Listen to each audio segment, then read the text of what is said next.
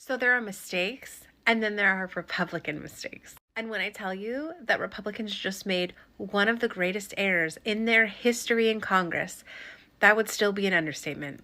And it wasn't just the censuring of Adam Schiff for his investigations into Trump, which is just a slap on the wrist and an ethics investigation. And it wasn't the fact that this was only done 24 times in the history of Congress. No, it's the fact that in response, apparently Adam Schiff got up and gave the speech of a lifetime. I haven't seen it yet, so let's watch it together. To introduce this resolution, I thank you. You honor me with your enmity. You flatter me with this falsehood.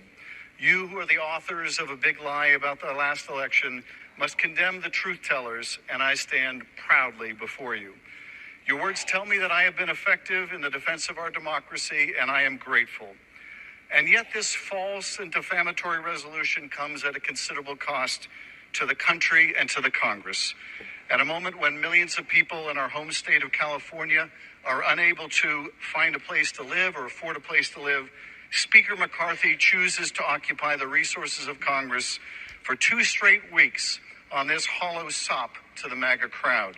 He offers nothing to those who are homeless or addicted to opioids or to millions of college students mired in debt, but this paltry distraction.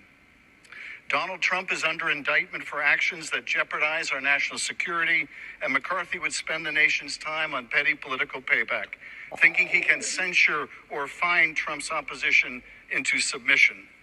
But I will not yield, not 1 inch.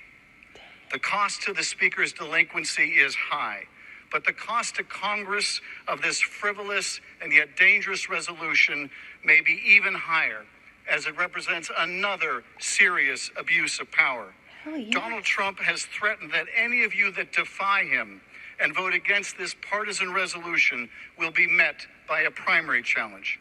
And he calls for my imprisonment.